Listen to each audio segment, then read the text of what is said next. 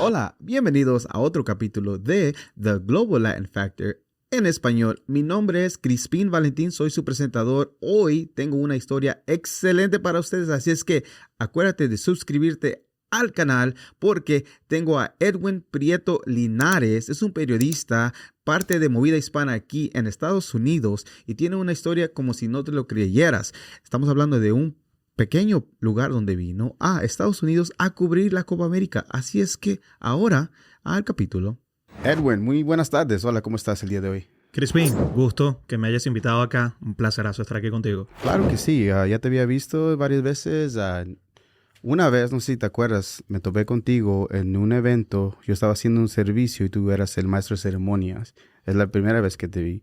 Y luego me topé contigo en otro evento de mujeres, algo. Y estabas haciendo reportajes en ese entonces también. Y otra vez me topé aquí con Diego. Sí. Y llegaban como 3 veces y digo, ok, este es un plan que tenemos que estar aquí. Algo pasa. Por algo estuvimos acá juntos hoy. Claro que sí. Pero antes de que empezamos, vamos a hacer una serie que le llamo yo Preguntas al Chile. Si no te has suscribido en este momento, ¿qué estás esperando? No pierdas nada. Y ganas absolutamente unas maravillosas historias como la de Edwin. ¿Estás listo, Edwin? Listísimo. Vamos. ¿Tacos o tortas? Tacos.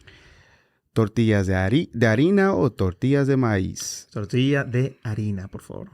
¿Gorditas o pupusas? Está muy difícil, pero últimamente he comido muchas más pupusas. ¿Más pupusas? Últimamente, sí. ¿Frescolina o malta polar? Frescolito malta polar. Malta polar. Malta polar. ¿Qué son estos dos? Frescolita es una soda de cola roja. Es como la Big Red de Venezuela. Así te lo resumo. La malta polar es como una... es como cerveza de raíz, pero un poco más dulce. Root beer. Ajá, como root beer, pero un poco más dulce. Agua de horchata, jamaica, tamarindo. ¿Cuál tipo de agua?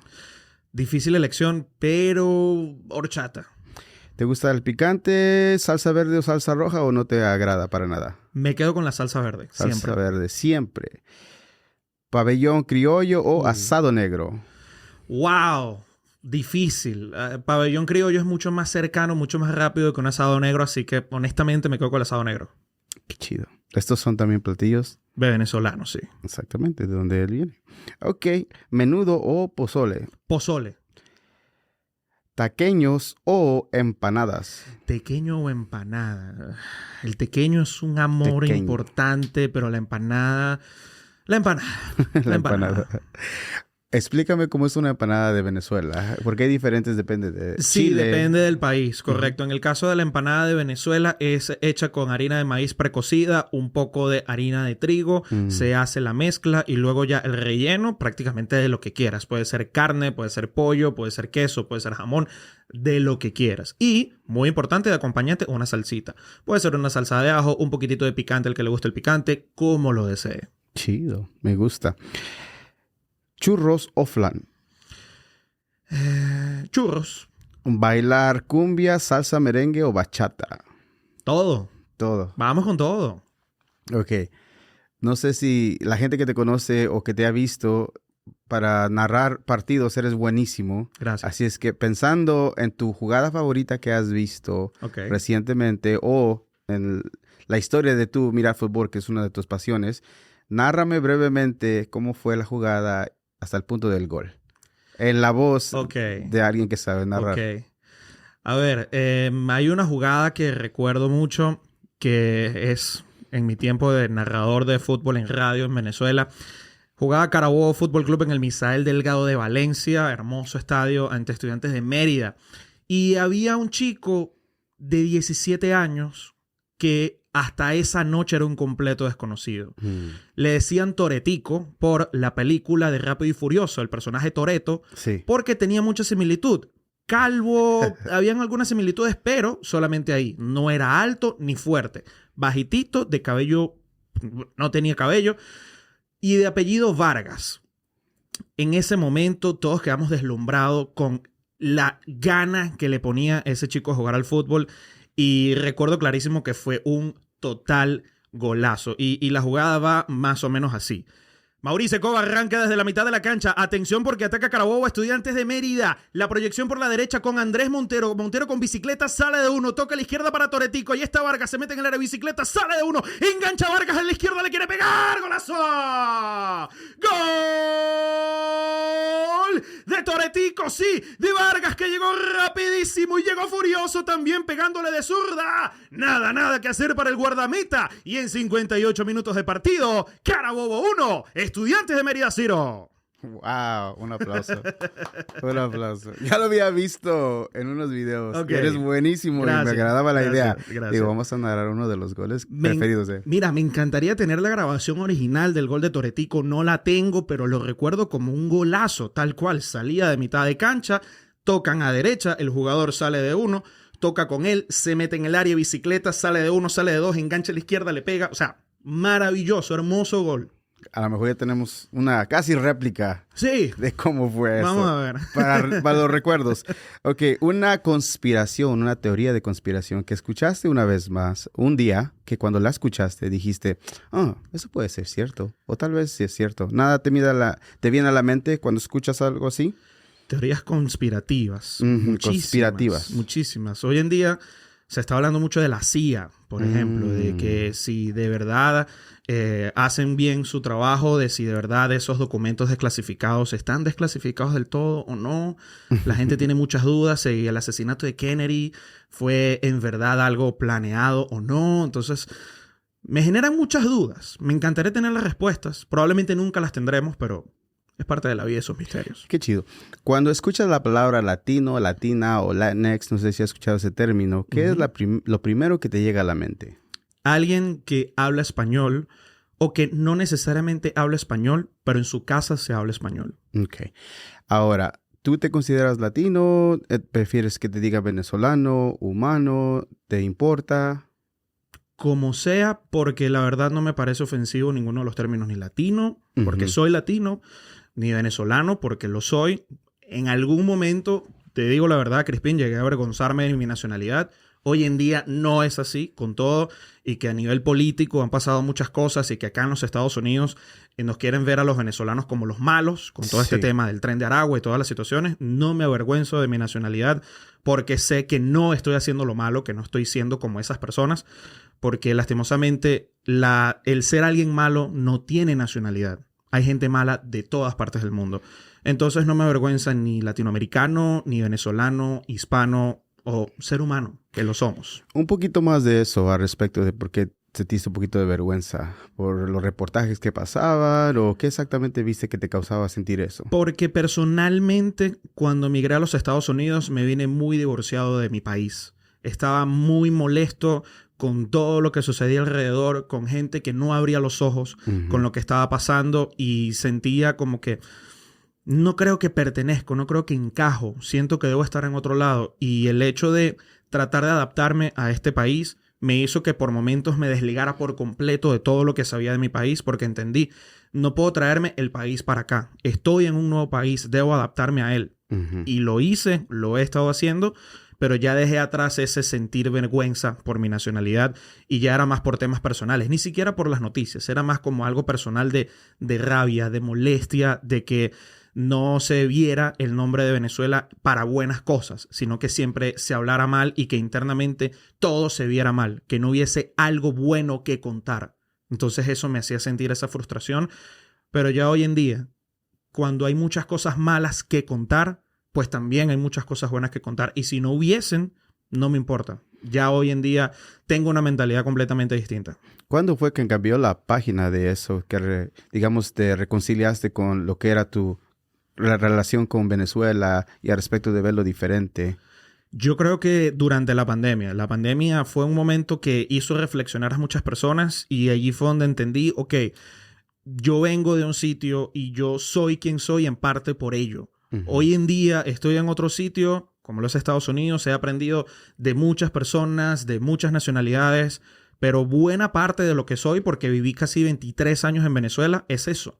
Es el hecho del sitio donde crecí, de la gente a la que conocí, de la comida que probé y eso forma parte muy importante de mí y de cualquier persona, porque inevitablemente cada persona que sale de un país y se va a otro se lleva algo. Porque yo puedo conocer a españoles que nacieron en España, pero resulta que vivieron 15 años en Portugal. Algo tienen de portugueses. Sí. Inevitablemente. Entonces, de allí es donde yo digo, por supuesto que tengo mucho de Venezuela. Porque vengo de allá. Porque no pierdo el acento.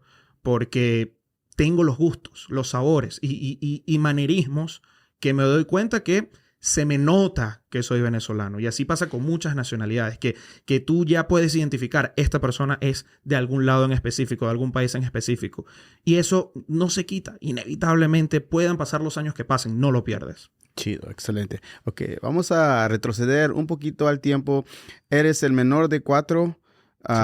así es que dentro de lo que era tu infancia, me recuerdo que el fútbol era todo para ti. Sí.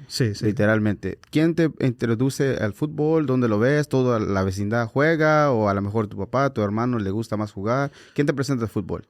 El fútbol me lo presenta entre mi papá y mi hermano mayor. Mi papá, porque es amante de los deportes, su principal pasión es la música, él es músico, pero además de eso, el deporte. Principalmente el fútbol europeo, amante del Real Madrid. Y en el caso de mi hermano, porque mi hermano en aquel momento practicaba fútbol, entonces era como algo mucho más cercano de, ok, a mi papá le gusta verlo, a mi hermano le gusta jugarlo, vamos a jugar. Entonces yo vengo de una localidad como lo es Los Guayos, donde se jugaba mucho fútbol, muchos deportes en general, fútbol, béisbol, baloncesto, pero se jugaba mucho fútbol tanto organizado como en la calle, con 2 piedras que funcionaran como la arquería y tenemos que pausar porque venía un vehículo y tenía que pasar el vehículo, pero en plena calle se jugó demasiado. Entonces, eso fue parte muy importante de mi pasión por el fútbol. Verlo en la calle, verlo a nivel organizado, verlo en la escuela, verlo en la televisión. Ya era algo de mi día a día inevitablemente. Ok. Ahora, ¿tienes ilusiones de llegar profesionalmente, sueños de hacerlo y tratar de esforzarte a llegar a eso? ¿O hasta cierto tiempo cuando estás jugando, como tú te encanta tanto el fútbol, te das cuenta la diferencia al respecto de un profesional a alguien que quiere llegar ahí y el esfuerzo que tiene que hacer uno para llegar allá? Yo rápidamente me di cuenta que no iba a llegar a ser profesional y no por falta de talento, sino disciplina. Porque, a ver, tú puedes tener talento o no, pero si eres disciplinado puedes mejorar muchas cosas.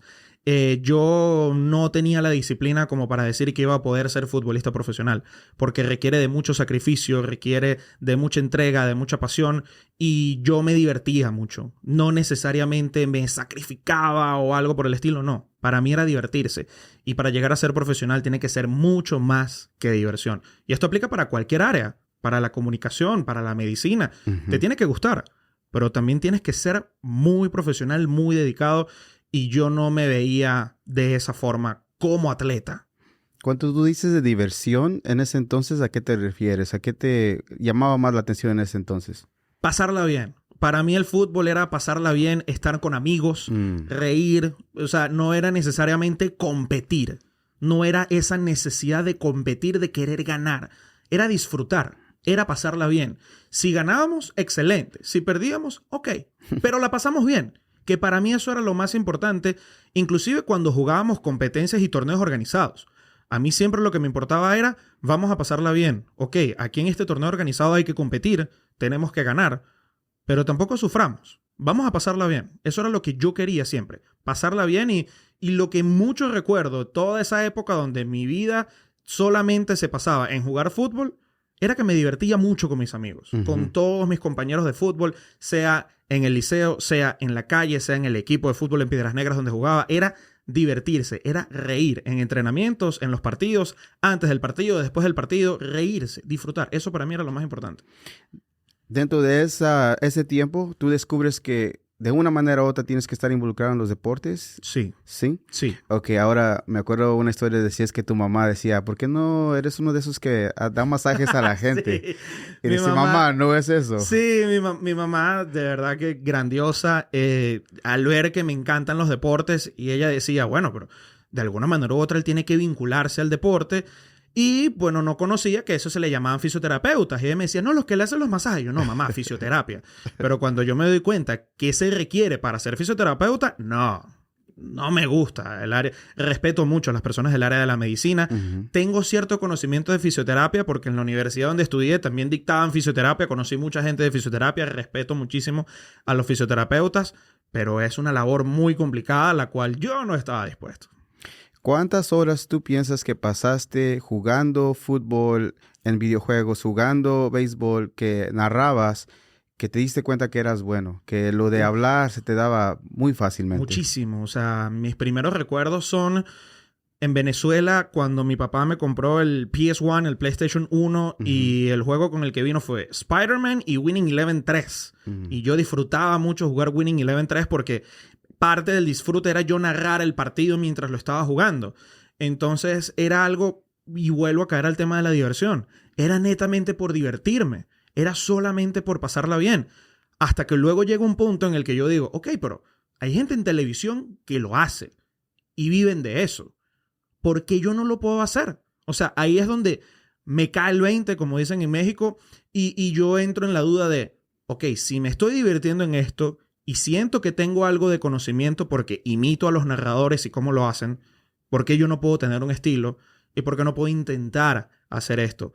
Y eso es lo que a mí prácticamente me motiva a estudiar comunicaciones y periodismo, porque no era principalmente en aquel momento que me apasionaba el periodismo. Mi pasión por el periodismo la descubro después. Pero yo inicialmente entro porque yo digo, ok, para llegar a la televisión hay que estudiar periodismo. Entonces, bueno, vamos a estudiar periodismo porque de aquí puedo ser narrador deportivo. Y descubro un universo que no le había prestado atención hasta el momento. Ok. ¿Te acuerdas cuántos años tenías cuando dijiste que te cayó el 20 exactamente? Que dijiste, esta va a ser la manera donde voy a ir a caer. 15 años. 15 años. Sí. Y después de eso ya dedicas, esa es tu línea, ya sabes que tienes que estudiar y esto y el otro. Ahora, dices que el amor al periodismo. ¿Cuándo es que te enamoras del periodismo? ¿Cuándo es que sabes que es parte de lo que tienes que hacer, pero igualmente te da otra sensación al respecto del periodismo? En la primera clase que vi, eso fue inicios del año 2013, porque a la universidad donde yo estudié y terminé graduándome, habían dos formas de entrar. O presentabas una prueba con miles de estudiantes, o hacías un curso sabatino de, creo que era de 2 o 3 meses, donde era un poco más probable que ingresaras a la universidad. Entonces, recuerdo perfectamente esa primera clase donde en mi pasado, en el colegio, en la escuela, a mí jamás me interesaba entrar a clase. Y lo digo con mucha responsabilidad de que yo prefería 1000 veces hacer otra cosa que entrar a clase. Por ejemplo, hubo un año donde yo tuve que hacer verano con 2 materias porque no las pasé, porque no entraba a clase para ver el Mundial de Sudáfrica 2010. Entonces, como no entraba a clase, las materias me quedaron, mi mamá me quería matar y mientras muchos estaban de vacaciones, yo estaba en el colegio para pasar esas materias porque no las había pasado. Entonces, el luego entrar a esa clase por primera vez y no querer salirme, estar atento a lo que decía la profesora, en aquel momento la recuerdo Nieves García, claramente recuerdo el nombre de la profesora, el apellido, y decir, esto me interesa y quiero ver más. Y cuando se acabó la clase era como que, yo quiero estar aquí. Cuando antes era lo contrario. Terminaba la clase y adiós.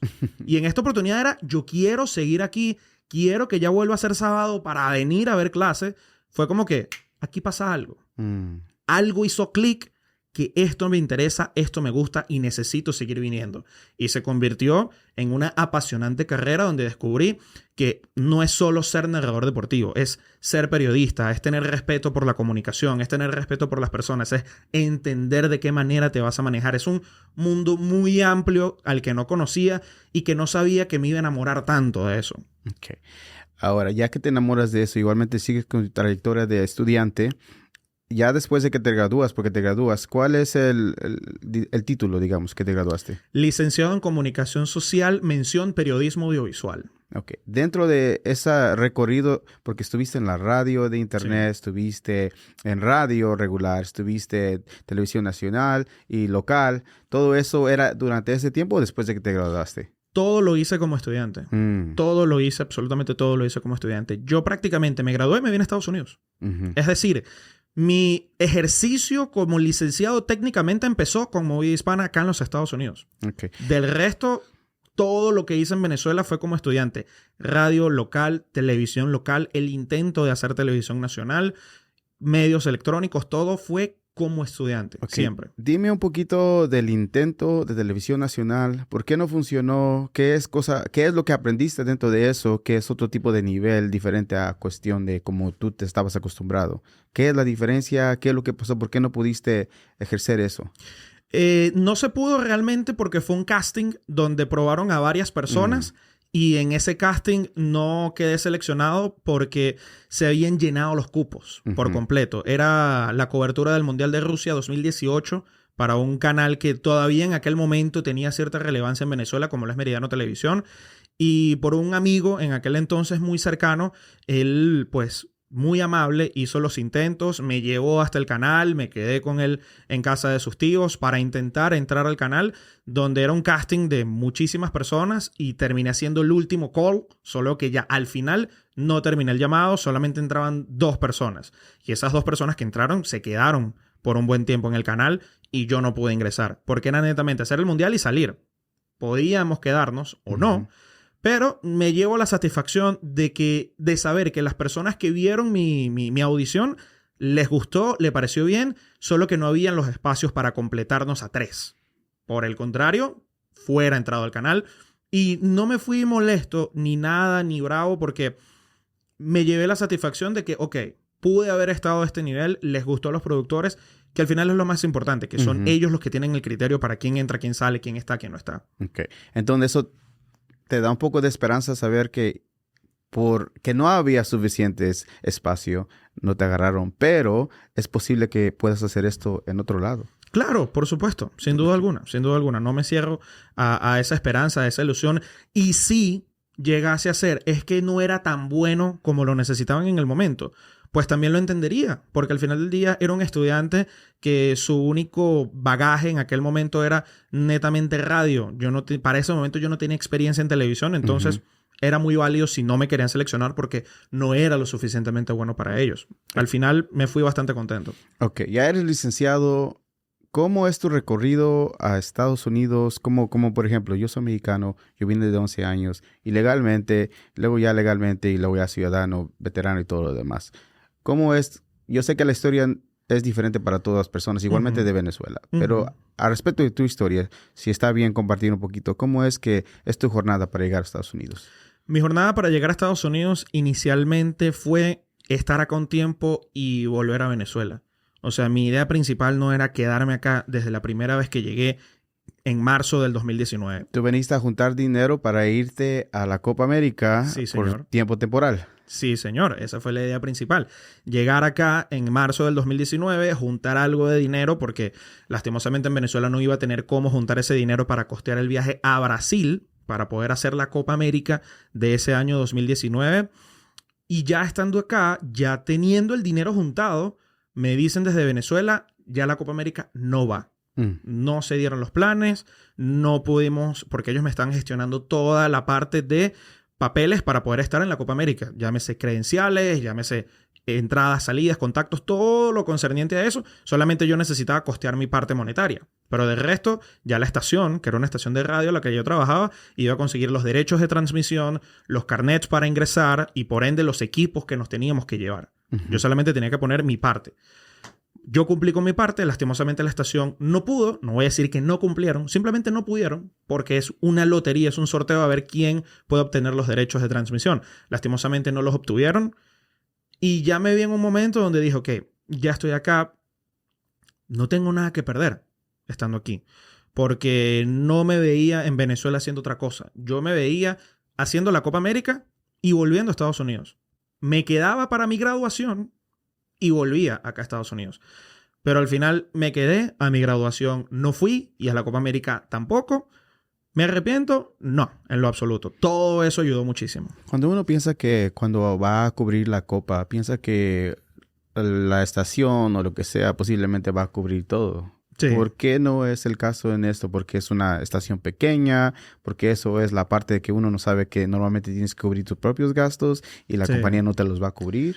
Sí, es un universo que descubres después y en ese caso en particular de la estación, más allá de que era una estación pequeña, es que así es el negocio hasta grandes escalas, porque luego lo descubrí haciendo la Copa América del año pasado de acá de los Estados Unidos, donde conocí a un periodista que me parecía espectacular, que lo había visto en televisión desde niño y tuve la oportunidad de conocerlo, de hablar con él. Se llama Tony Carrasco. Él en Venezuela es una persona muy reconocida en el periodismo deportivo, con un programa de entrevistas fantástico. Y él me comentó y me hizo abrir los ojos y me dio hasta tranquilidad. Porque él me decía, ni Meridiano Televisión, que era el programa que te mencionaba anteriormente, el canal, que era como ESPN en Venezuela. Era una maravilla. Transmitían grandes ligas, Premier League, Liga Española, Liga Italiana, de todo. Era fantástico Meridiano Televisión. Y él dice, ni Meridiano Televisión, cuando aparecía ESPN, te daba el dinero y te daba la acreditación para viajar, llámese el Mundial, Copa América o Juegos Olímpicos. Todos esos viajes que yo hice y que he hecho hasta hoy ha sido porque yo busco la forma de viajar. Yo le ofrezco al canal un espacio para transmitir, para enviarles el contenido, que me permitan vender los espacios y listo. El canal no va a buscar manera ni de vender ni de nada. Solamente me van a dar una carta de trabajo para yo enviársela a la FIFA, a la Conmebol, a los del Mundial, a los de la Copa América, como un aval de que trabajo para el canal. Pero el canal no va a mover más nada. Yo tengo que mover todo. Eso siempre ha sido así. Es decir, él siempre tuvo que buscar patrocinantes, agencias de viajes, distintos tipos de empresas para poder costear el globo completo de viajar a los Juegos Olímpicos, a la Copa del Mundo, a la Copa América. Y así él ya ha hecho 8 Juegos Olímpicos y 7 Copas Mundiales. Wow. Así. Cuando ya está todo hecho, ya tienes el contenido que puedes llevártelo a la cadena. ¿Vale la pena después de eso? ¿Todo? Sí. ¿Sí? Sí. Chido. Porque es algo que el dinero no puede pagar. Es algo que te llevas, es una experiencia única. Y si ese señor, Tony Carrasco, ya tiene 7 mundiales, 8 Juegos Olímpicos y no deja de hacerlo a pesar de todo lo que conlleva, es por algo. Y yo con esa sola Copa América que hice lo descubrí. Que es algo único, que es algo que nadie te puede robar. O sea, no importa que no ganaste la cantidad de dinero que esperabas porque no vendiste lo suficiente, por ejemplo. Pero los contactos que hiciste, las experiencias que tuviste, lo que viviste en el estadio. Gente que paga por estar ahí y tú estás ahí porque te dan un acceso profesional para entrar. Eso es único. Excelente. Ahora, cuando llegas aquí, si está bien preguntarte de Venezuela, ¿tienes permiso para trabajar de todo eso o cómo funciona todo eso? No. La verdad, yo llego acá con visa de turista y ya luego empiezo a hacer todas las labores para poder obtener el permiso de trabajo para poder trabajar de una manera ordenada acá en los Estados Unidos. Okay, excelente. Ahora, ya estás aquí, empiezas, o sea, tienes todo, ya tienes título, tienes licenciatura, pero igualmente te das cuenta que desafortunadamente aquí como esto no vale, ¿verdad? No. Mucha gente a lo mejor piensa que ya cuando estás aquí tienes todo eso, estudios y lo X cosa, desafortunadamente Estados Unidos no lo reconoce, así es que tienes que empezar a hacer como 3, 4 trabajos para empezar a conectarte con personas igualmente y decirles quién eres y qué es lo que te dedicas. Correcto. ¿Cuáles son los primeros trabajos que hiciste aquí en Estados Unidos? Bueno, todo lo que hice acá en Estados Unidos en un principio no tenía nada que ver con comunicaciones. Es decir, fui mesero, fui trabajador en construcción, fui trabajador en demolición, fui conductor de Uber, conductor de Lyft, de DoorDash, de Uber Eats, limpiando oficinas. Es decir, trabajo clásico que cualquier migrante pudo haber hecho acá en los Estados Unidos. A nivel de comunicaciones, lo que hice fue, aparte, a la par, mientras tenía de esos distintos trabajos, hacer un podcast. Esto que estamos haciendo tú y yo. Y en este caso me aventuré a hacer un podcast de música. Y yo dije, pues alguien en algún momento me va a escuchar, se va a dar cuenta de que puedo hacer algo, de que tengo una voz, de que tengo un talento y alguna puerta se va a abrir. Y en efecto, se abrieron. ¿Tomó tiempo? Sí. ¿Que no gané dinero de ese podcast? Muy poco. Pero que gané contactos y que gané que alguien supiera quién soy y dónde estoy parado y que puedo hacer algo, también. Y ese era el punto principal, para no quedarme siempre trabajando en la construcción, en la demolición, en todo ese tipo de cosas. Tú muy temprana, no solamente en ese instante, pero anteriormente tú sabes que las relaciones y mantener relaciones con personas eventualmente van a funcionar a lo mejor a largo plazo, ¿verdad? Correcto. Porque la persona que te encuentra haciendo un podcast tiene una idea y está trabajando en algo que te da una oportunidad donde estás ahorita, ¿verdad? Correcto, sí, en efecto, es Carlos Bermúdez. Él y yo nos conocimos en Venezuela. trabajamos en épocas distintas en una estación de radio en Puerto Cabello llamada la 967 FM, y donde él, sabiendo de mí y conociendo y todo eso, él me dice, tengo una empresa a la cual yo voy a necesitar eventualmente locutores para grabar comerciales y grabar algo. Envíame un demo y te tengo como parte de mi equipo de talentos para cuando un cliente necesite y yo vea que tú eres el perfil, tú lo grabas y te vas a ganar este dinero. Yo le digo, perfecto, vamos a hacer esto. Le envío mi demo y él lo tiene. En efecto, se hizo un trabajo, todo excelente. Y tiempo después, él me dice, oye, tú estás en Texas. Y yo, sí. Tengo un cliente en Texas, le estoy montando la página web.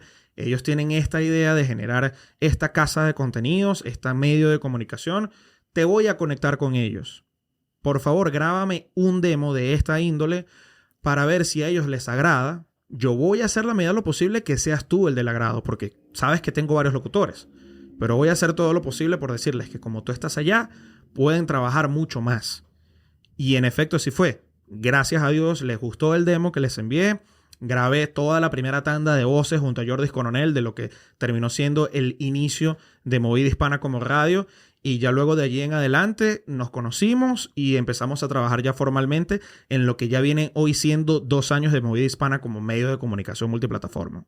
Movida Hispana, exactamente, ¿qué otra cosa hace al respecto? ¿Qué otras? Cubre deportes, cubre entretenimiento, pero ¿qué otras cosas eventualmente es el plan de ellos, digamos, en 5 años? Medio de comunicación 360. La meta, llamémosle mucho más grande y que es la más difícil de todas, es estar en frecuencia modulada. Es tener una estación FM donde la gente desde su vehículo pueda sintonizar y que estemos allí. Esa sería como que una de las metas más grandes. Pero del resto, cubrir en 360 completo, canal de YouTube, cuenta de Instagram, de TikTok, canal de streaming, que tú desde tu Apple TV, desde tu Roku, desde tu Fire Stick, puedas descargar nuestra aplicación y consumir nuestros contenidos, así como tienes la aplicación de Netflix, de Max, de Peacock, puedas tener la aplicación de Movida Hispana y consumir todos los contenidos que tenemos allí completamente en español. Ahora se están haciendo contenidos en inglés porque evidentemente hay una comunidad latina muy importante, como te decía al inicio, que no hablan español o no dominan muy bien el español, pero siguen siendo latinos, siguen siendo hispanos. Entonces a ellos también les hablamos y por eso también creando contenido en inglés, obviamente con sus títulos en español para toda aquella comunidad que ya se acostumbró a los contenidos nuestros en español, que puedan entender el contenido, que sepan de qué vamos. Entonces, Movida Hispana es eso, un medio de comunicación con radio, con tele, con todo lo que conlleva dar información. Deportes, entretenimiento, espectáculos, farándula, comunidad. La revista es una muestra clara de eso porque tenemos una revista impresa también, donde allí se puede ver la variedad de contenidos que se ofrecen para las personas. Desde lo más alto como eventos deportivos importantísimos hasta lo más cercano como cómo puedes conseguir esto en tu comunidad. Estas son las organizaciones que te pueden ayudar en este tipo de situaciones acá cercano. ¿La revista es digital o es en papel? Ambas, digital y en papel. Sí. Ok. En un 2025, ¿crees que todavía estar en la radio FM, AM, todavía es tan potente como era anteriormente, teniendo todos estos vehículos, aplicaciones y todo lo demás que son, digamos, un poquito más potentes y que se mira que literalmente a lo mejor los radios, al menos que se caigan todos los satélites y todo lo demás, ya no haya eso, pero ¿crees que todavía va a funcionar? No va a funcionar tanto como antes, estoy completamente de acuerdo, pero siempre va a haber un público allí al cual hablarle. Inevitablemente. Siempre va a haber un público al cual hablarle. Entonces, como medio de comunicación, siempre va a importar cubrir todos esos espacios para asegurarse de que el señor, la señora que está acostumbrado a poner su radio tomando café, sepa el contenido que le estamos ofreciendo. La persona más joven que ya esté acostumbrada a ingresar a YouTube, a ingresar a TikTok, también tenga nuestro contenido. ¿La radio no es tan potente como antes? Sí, estoy completamente de acuerdo. Pero va a ser necesario para poder cubrirle a ese público que va a tener esa necesidad de contenido y que ya se acostumbró por toda la vida a consumir contenido así de esa manera. Excelente. Y ya están celebrando Movida Hispana 2 años, ¿no? Hace Sí. mucho apenas celebraron 2 años. Sí, Felicidades a ustedes. Muchas gracias. Equipo, ¿cuántos tienen de equipo ustedes ya? Somos varios, porque tenemos equipo en Venezuela, tenemos un A1, Eduardo Arabia lo tenemos en Chile, estamos los que estamos aquí en Estados Unidos. Movida Hispana USA es el que tienes aquí, el que trabajan aquí en el mismo lugar. Correctamente, Ok. sí. Son los que tenemos acá, pero es un equipo gigante. Yanderi, diseñadora de la revista, Gabriela Marrón, que hace un trabajo espectacular en las redes sociales y en toda la generación de contenido. Lo que mencioné, Eduardo, que está en Chile trabajando un poquito netamente con la radio. Y todo el equipo que tenemos acá, Ivonne, Luis, Andrea, Valentina, Alba Zaret. Un equipo que se esfuerza mucho en pro de sacar adelante este proyecto, porque empezamos sin tener una sede. Era simplemente todos vernos en un apartamento, a lo que tenemos ahora una oficina con 3 estudios y donde ya dentro de poco necesitaremos otra oficina porque ya los 3 estudios se nos están quedando muy cortos. Wow. Entonces eso es gracias a la evolución y que hay gente que no cree que tenemos 2 años en el mercado. Hay gente que cree que tenemos 5, 10, 8 años en el mercado por tantas cosas que hemos estado haciendo. Yeah, excelente. Como una de ellas fue la Copa América que Sí. llegaste a cubrir, ¿verdad? Sí. Ok. Antes de que hablemos de eso, hubo una vez, estás trabajando 3 trabajos. Uno es el equipo necesario para empezar el podcast. Porque Ujú. todavía tienes y quieres hacer esto. E igualmente, hasta cierto punto, te llegan los pensamientos que a lo mejor no eres para esto. Correcto. Yo sé que Diego te preguntó un poquito, pero más a fondo, sabiendo que estás ahí, ¿qué es lo que te siguió empujando para que pudieras continuar haciéndolo? Yo sé que eventualmente dijiste, no me puedo mantener caído, ¿verdad? Ujú. Pero una cosa es decir, no menos mantener caído, a que te llegue la que voy a echarle ganas porque esto es lo que quiero hacer y es lo que voy a seguir haciendo. Eso. ¿Te acuerdas el momento? Mira, simplemente el hecho de querer echarle ganas por querer sacarme esa espinita de, por ejemplo, de la Copa América. Porque tenía esa espina clavada de que no se dio y de luego saber que había una Copa América acá en los Estados Unidos era como que tengo que hacerlo como sea. Y esa Copa América estuvo a nada de no darse. Y esto es primera vez que yo lo digo en público, pero la Copa América para Movida Hispana estuvo a esto de no suceder. Ya teniéndolo casi todo, ya teniendo el permiso aprobado por el ente organizativo, por Conmebol, Ujú. ya teniéndolo prácticamente todo, estuvo nada de no darse. Simplemente fue por mi creencia, por el querer hacerlo y por poder de convencimiento de esto va a haber números, esto va a resultar. Y en efecto así lo fue. El creérmela de que es posible. Solamente eso. El tener esas ganas que tú no vas y lo compras a la farmacia. Es que naces con eso. El tener la convicción de que sí puedo. Yo sé que aquí se va a lograr algo. Yo sé que aquí se va a conectar algo. Yo sé que aquí se va a desbloquear algo. Y en efecto se desbloqueó. Pero ese momento es netamente hacer el clic y entender de que esto es algo más grande de lo que tú estás pensando. ¿De dónde viene ese tipo de certeza de creer? ¿De tus papás, de tu mamá? Cosas que escuchas, cosas que te ayudan a empoderarte. ¿De dónde viene eso? Porque una cosa es decirlo y otra cosa es literalmente creerte lo que va a Claro. pasar. Mira, principalmente mis padres. O sea, ellos son el motor principal. Mi mamá, de las personas más optimistas del mundo, donde tú puedes, levántate. O sea, tú crees en eso. A ti te gusta eso, hazlo. No tengas miedo, lánzate. Y por parte de mi papá, mira, una persona que ama su profesión, músico, como te decía anteriormente, Ujú. y es un tipo que persiguió mucho su sueño. Y cada vez que lo escucho hablar, todos los días que hablo con él, descubro algo nuevo. Y es como que entiendo de que buena parte de lo que fue el éxito en su carrera como músico y de lo que ha sido es el perseverar. Porque te gusta esto.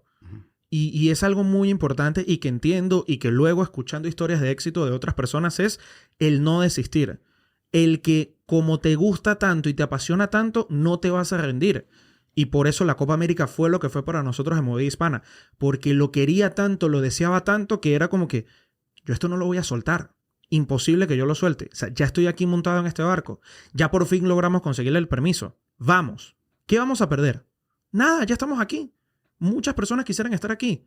Vamos a hacerlo. Vamos a arriesgarnos. ¿Qué perdemos? ¿Que nos digan que no? Ok. El no lo tenemos ganado. Vamos por el sí. Estaba viendo tus historias en Instagram cuando ya estabas allá y excelente todo estaba. Pero eventualmente llegaron ciertas partes donde los equipos no cooperaban. Cuando ya había cosas planeadas. Claro. Y literalmente no les hablaban a ustedes, se iban, no se presentaban 2 horas después. Y sí te expresabas porque, o sea, tú eres un profesional. Claro. Y siendo ellos millones que les pagaban y no se presentaban. ¿Por qué decidiste poner esos videos? Tal vez alguien lo mirara de una cadena y ¿por qué se está expresando de los profesionales de esta manera? Sí, bueno, simplemente porque es cuestión de mostrar un poco la realidad, porque al final tenemos el privilegio y el lujo de estar allí y no todo el mundo tiene el honor de tener tan cerca a Vinicius Junior como yo te lo tengo de ti. Por ejemplo, que estamos muy cerca, de tener cerca a Vinicius Junior, de tener cerca a Messi, de tener cerca a todos estos grandes atletas que vemos mucho por la televisión, pero ya humanizarlos, verlos en persona en momentos buenos o momentos malos, cómo reaccionan ante ello. Y ese video se popularizó muchísimo. Mi queja con la selección de Brasil porque no hablaron, porque simplemente siguieron de largo y era simplemente darle a entender a la gente qué está pasando. ¿Cuál es el contexto? Cómo una selección que ha ganado la Copa del Mundo 5 veces, que es uno de los máximos ganadores de la Copa América, pues pasan este tipo de cosas, que fueron malos perdedores, de que no quisieron hablar. Y es eso, porque al final, teniendo redes sociales, hoy en día te enteras de eso, pero años atrás no te enteras. No te enteras. Por ejemplo, en aquel momento me enteré, Tony Carrasco, repito el nombre de él me comentó, esto me pasó en el Mundial de Alemania 2006. Wow. La selección de Francia no quiso hablar. Pero en aquel momento no había cómo enterarse. No había en redes sociales. Era simplemente él haciendo el reportaje en televisión y Dios quiera que se multiplicara el mensaje. Pero ya en esta oportunidad hay muchas formas de dar a entender qué es lo que está sucediendo. Y claro, la gente me acribilló y me decía es que ellos no están obligados a hablar contigo. Ellos ganan millones, tú no ganas nada. ¿Para qué quieren hablar contigo? Tú no eres importante. Pero es hacerle entender. Es que tú te enteras de lo que él dice por personas como yo que estamos ahí. Igualmente ya tenían el compromiso de estar ahí presentes para hablar con ustedes. Por eso estaban todos, no solamente tú, pero varios reportajes. Muchísimos. Lo que fue la final de la Copa América y ese partido de Brasil contra Costa Rica fueron los partidos donde más prensa yo he estado en mi vida. Wow. Porque Brasil es casi que un continente completo. Y prensa brasileña habían por montones. Y lo que la gente no sabe es que si yo estaba molesto en ese video, los brasileños están peor. Ellos estaban súper indignados, cayéndose a gritos, que yo tuve que salir de ese sitio para poder grabar mi video. Porque de lo contrario no se iba a escuchar absolutamente nada. Wow. Porque los brasileños sí estaban gritándose y peleándose entre ellos por lo que fue, primero, ese empate 0-0 ante Costa Rica. Y segundo, la falta de respeto que significó estar 2 horas ahí parados para nada. Es que pasa ellos saben, es parte del proceso, ¿verdad? Ya saben que tiene que, aunque no quiera uno, igualmente no les favoreció, tiene que estar ahí para enfrentar, digamos, las cámaras, ¿verdad? Correcto, es parte de. Ok, ya se nos está acabando el tiempo, muchísimas gracias. Antes de que nos vayamos, 2026, la Copa del Mundo ya viene. Sí. Tienen planeado, ya están haciendo. Yo sé que ya desde cuándo te estás preparando. Desde hace... Toda la vida. 4 meses. Toda la vida, digamos, pero empezar a hacer todo lo que es logística y todo lo demás. ¿Ya estás preparándote? Sí. ¿Qué se espera de Movida Hispana respecto del Mundial 2026? Bueno, se espera hacer un trabajo arduo donde se espera conectar con múltiples ciudades al mismo tiempo porque van a haber muchos partidos acá en Dallas, van a haber muchos partidos en Houston, van a haber muchos partidos en Miami. Entonces se espera tener un equipo grande, multidisciplinario, donde se puedan cubrir todas las ciudades principales, llamémosle Dallas, Houston, Miami, New Jersey, donde podamos conectar con cada una de esas ciudades y poder tener contenido original hecho desde el sitio, que es lo más difícil, pero se está trabajando para poder lograr esas conexiones y tener esa información allí. ¿Qué otra cosa tú estás trabajando dentro de ti mismo? Yo sé que el deporte es de tu área, pero otra cosa que te llame la atención, que quieres, posiblemente otro proyecto que tengas en mente en el futuro para ti. Mira, me encanta la música. Por parte de mi papá, me encanta mucho la música. Ese primer proyecto, ese podcast se llama Cocktail Music. Está todavía en Spotify. La gente lo puede ir a escuchar si le gusta. Me encantaría trabajar un poco más en la música. El poder estar en unos premios Grammy, el poder estar en unos premios Lo Nuestro, el poder hablar con los artistas. Porque más allá del deporte, me encanta la música. Si hay algo que yo disfruto es entrevistar a un artista, a un músico, y eso me apasiona muchísimo fuera del deporte. Entonces me encantaría entrar un poquito más también en el mundo de la música, siempre y cuando se me lo permita, porque el deporte también exige demasiado. Sí. Has entrevistado a personas que tienen una trayectoria muy grande en diferentes áreas, como Ismael Cala, Sí. Olga López, Carlos Sí. Fraga, Sí. Javi Morán. De todas esas personas que has entrevistado, ¿qué es algo que te han dicho que te ha caído, digamos, al corazón o a lo mejor te motivó más o a lo mejor te abrió los ojos a diferentes cosas? De Carlos Fraga, su perspectiva de vida y también su resiliencia, porque en esa entrevista él estaba afectado de la voz y él tenía que dar una conferencia que la gente había pagado su ticket por verlo. Y él fácilmente pudo cancelar y decir, es que no puedo porque estoy mal de la voz.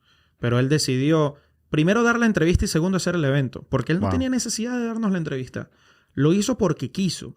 Y lo hizo muy bien. Y luego el evento lo hizo mejor. Entonces eso me dio a entender de que cuando a ti te encanta lo que estás haciendo, vamos. No hay excusas. Que estoy mal de la voz. Ok, voy a tratar de que mi mensaje llegue a pesar de que tengo la voz afectada. Pero voy con todo. Y en el caso de Ismael Cala, es el medirse ante uno de los mejores entrevistadores que tiene Latinoamérica. Ujú. Era un reto gigante yo hacerle preguntas, conversar con él, conectar, que es algo muy difícil y que es algo que tú tienes. Esto que estamos haciendo, el conectar en una entrevista o en una conversación, no es fácil. Y entonces era pensar, ¿cómo conecto con alguien que ha entrevistado presidentes, que ha entrevistado a las personalidades más importantes del mundo? ¿Cómo hago para que esa persona pueda conectar conmigo y de qué manera le puedo hacer sentir de que su tiempo valió la pena? Que es lo más importante de todo. Que el entrevistado sienta que el tiempo que estuvo allí valió la pena. Y me lo llevé y me fui muy satisfecho. Me dio 2 tips muy valiosos. Yo tenía la mala costumbre de presentarme. Hola, ¿qué tal? ¿Cómo está? Mi nombre es Edwin Prieto Linares. De decir mi nombre muy rápido. Ujú. Y él me decía, dilo más pausado. Tú utilizas tu segundo apellido. A mí me hubiese encantado utilizar el apellido de mi mamá. Y no lo utilicé. Habla más pausado. Hola, ¿qué tal? Mi nombre es Edwin Prieto Linares. En Di tu nombre. cadences. Ajá. Di tu Ujú. nombre más lento para que la gente lo entienda. Porque todo lo entendí, pero tu nombre es Edwin Prieto Linares. Lo dijiste muy rápido. Dilo más lento. Y yo, perfecto. ¿Qué otro Y lo tip? agarré. ¿Qué otro tip? El hecho de disfrutarte lo que estás haciendo. El relajarte. Que ya estamos aquí, ya estamos conversando. Ya hice la investigación, ya me tomé el tiempo de saber quién eres, de saber de dónde vienes. Disfrutemos lo que estamos haciendo y hacer sentir al otro que lo está disfrutando. ¿Qué tan importante descubriste o cuándo es que descubriste que hacer tarea para la persona que vas a entrevistar se te hace muchísimo más fácil conectarte con ellos? Porque como que hasta, por ejemplo, tú, cuando ya te sentaste, como que ya te conozco, aunque ya te había Claro. visto, pero de diferentes cosas que he visto, Claro. como que ya tengo, aunque tú no tengas esa conexión, yo la tengo Ujú. dentro de ti antes de que empiece a hablar Exactamente. contigo. ¿Cuándo descubriste eso para ti?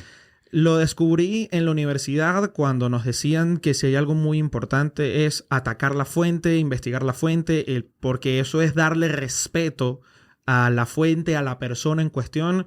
Y ya con el tiempo y con el ejercicio entendí lo importante que era, porque pude ver cómo lastimosamente habían otras personas profesionales que entrevistaban a alguien y no sabían quién era, Oh, wow. teniendo el tiempo de poder Ujú. prepararse. Y hoy en día que no hay excusa, donde tienes a ChatGPT, tienes Google, tienes lo que sea, para saber quién es la persona que tienes al lado y no tomarte, así sea 5 minutos para saber quién es, me parece lo peor. Y no hay nada mejor que eso, de que te lleves esa grata sensación como me la estoy llevando hoy, de decir, es que Crispín sabe quién soy. Crispín sabe que vengo de Valencia, Crispín sabe que estudié en la universidad, Crispín sabe que llegué aquí con un sueño de Copa América. Eso te hace sentir bien. Y esa es la intención principal tú como entrevistador, que hagas sentir bien a la otra persona, lo que te decía anteriormente, que sienta que el tiempo que estuvo ahí valió la pena. Vas a reboteado. Se siente bonito aquí. Gracias. Antes de que te deje ir, o sea, yo sé que haces MCing, pero no sé si todavía te dedicas a MCing porque estás haciendo más movida hispana o Sí. no, pero todavía te dedicas un poquito de MCing o no Sí, tanto? todavía en los espacios que tengo me sigo dedicando como MC, trabajando, llamémoslo exclusivamente para un banquet hall aquí en la ciudad de Dallas. Evidentemente, excelente. si hay eventos que salen por fuera donde tenga espacio, los puedo hacer sin ningún tipo de problemas, pero sí, más que todo eso. Excelente. Antes de que te deje ir, ¿cuáles son todas tus redes sociales, un proyecto o evento que tengas en el futuro, digamos, en 2-3 semanas? ¿Qué sería? Bueno, mis redes sociales, @EdwinPrietoL. Ahí estoy en TikTok, en Instagram, en Facebook. Me encuentran como Edwin Prieto Linares, principalmente. Y lo que viene para las próximas semanas es publicar mucha información deportiva, conectando con distintas personas para poder sacar información importante del mundo del fútbol, de las grandes ligas, y luchar por poder conseguir también entrar a lo que es la NBA. Ya será para el próximo año, evidentemente, pero son como que las metas y planes a futuro, tanto corto, mediano como largo plazo. Seguir dando información. Una cuenta que estoy llevando como @Movida Deportiva US, que es como una de las alas de Movida Hispana. Es una cuenta corporativa netamente de deportes, como lo es Movida Deportiva. Está en TikTok, está en Instagram. Y seguir colgando información allí. Que todo lo que vaya sucediendo, tomar el tiempo de sentarse en el estudio, de grabar videos, de publicar contenido y de apalancarme de personas que me nutran también de contenido y de poder llevar todo eso para la gente. Linares con Z. Sí, señor. A veces lo escriben con S. Sí. Ya, es muy interesante. ¿Cuál es una lección que aprendiste cuando empezaste a hacer periodismo que le dirías a la persona tuya más joven que le podría ayudar en su carrera en el futuro? ¿Cuál sería? Ten buen oído. Escucha a la gente que ya ha pasado por mucho. Escucha, aprende. No creas que te lo sabes todo. Escucha. Siempre hay algo que te puedes llevar. Incluso si esa persona te puede caer mal, escúchala. Porque también de lo malo se aprende. Pero lo más importante de todo es que entiendas de que siempre vas a aprender. De que siempre hay algo nuevo que puedas desenvolverte y que no te imaginas lo mucho que tienes que hacer para lograr lo que quieres. Pero lo importante es que no te rindas y que a pesar de que pasas por muchas situaciones, de que quieres tirar la toalla 1000 veces, pues 1001 recógela, póntela y sal hacia adelante. Pero no dejes de luchar por lo que quieres, independientemente pase lo que pase. Excelente. Ahora, esto es un poquito más profundo. Normalmente cuando despierto durante la semana digo algo que escuché hace mucho tiempo que me conmovió, me emocionó mucho. No soy inmortal, soy mortal y un día me voy a morir. No es para espantarme, para entrar en pánico, pero es la realidad de la vida, ¿verdad? Con eso te deseo una profunda y larga vida. Amén. Pero después de que todo ya se ha acabado, ¿qué quieres que piense y que diga la gente de ti, de tu vida? Que fui un apasionado por lo que hacía. De que todo lo que hice, lo hice con amor y con entrega. De que nadie me debe nada. De que nadie me debe nada. De que este tiempo que me tomé contigo, lo hice porque quise. De que en ningún momento hubo una mala intención detrás. Sino de que simplemente fui alguien soñador. Fui alguien que luchó. Fui alguien que apostó por un bien, tanto para él como para su familia. Y que se va de este plano entendiendo de que cumplió su tiempo. Porque todos cumpliremos nuestro tiempo en algún momento. Todos los días hay que agradecer de que estamos vivos. Eso es una realidad. Porque podemos tener planes para mañana, pero muchas veces ese mañana no llega. Entonces, bajo ese valor es que tienes que salir a luchar por lo que quieres. Bajo ese valor de lo que se llama vida, de que muchos los dan por sentado, pero otros están en un hospital luchando por su vida. Es donde tú debes dar gracias. Algo tan sencillo como que desperté en mi cama. No desperté en el hospital. Donde mucha gente día a día despierta en el hospital. Tú despertaste en tu cama. Respiraste por tu propia cuenta y no por una máquina que te tiene conectada. Te paraste a caminar por tu propia cuenta. No con una andadera, con una silla de ruedas. ¡Qué bendiciones! Tienes un techo que te cubre. Porque hay gente que duerme y se despierta por su propia cuenta, pero en la calle. De que puedes ir al refri y comer, porque tienes que comer. De que puedes darte una ducha caliente, si quieres, porque hay gente que solamente puede ducharse con agua fría porque no tiene agua caliente. Entonces, esas pequeñas cositas que damos por garantizadas y que es normal, no. Son beneficios gigantes. Sí. Son privilegios muy grandes y la gente no lo entiende. Sí, excelente. Son bendiciones, literalmente, porque eso de vez en cuando no lo planeamos, que... Sí. Abre los ojos y que todos tus seres queridos que tienes cerca de ti, todos están todavía, no tienes ni un mensaje de tu teléfono que están aquí todavía ellos. Oh, man, qué maravillosa. Igualmente que por tu cuenta, te levantaste, abriste. Bendiciones. Excelentes. Así es. Muchísimas gracias por estar aquí. Yo sabía que iba a ser una excelente plática porque te expresa. Yo sabía que eres un profesional, igualmente Gracias. que tienes la licenciatura. Igualmente estudiado en Venezuela y todo lo demás. Igualmente ya había visto tus videos y como las personas que has entrevistado y digo, wow, yo sé que va a ser maravillosa el espacio que vamos a tener aquí, el tiempo que vamos a tener aquí. Y sin duda, Edwin Prieto Linares, eres un factor global latino. Muchas gracias por estar aquí el día de hoy. Gracias a ti, Crispín, por la entrevista, por la invitación. De verdad, me siento muy honrado de estar aquí, de sentarme en esta silla donde han estado muchas personas influyentes, importantes para Estados Unidos, latinos, orgullosos y de verdad me siento muy halagado de que me hayas tomado en cuenta y que la gente que lo está viendo se haya tomado el tiempo también de disfrutar de esto. De verdad, agradecido con ustedes. Esto fue otro capítulo de El Factor Global Latino. Acuérdate de suscribirte al canal. En este momento no pierdes nada y tienes muchísimo para ganar. Estas historias impresionantes. Nos vemos para la próxima. Paz.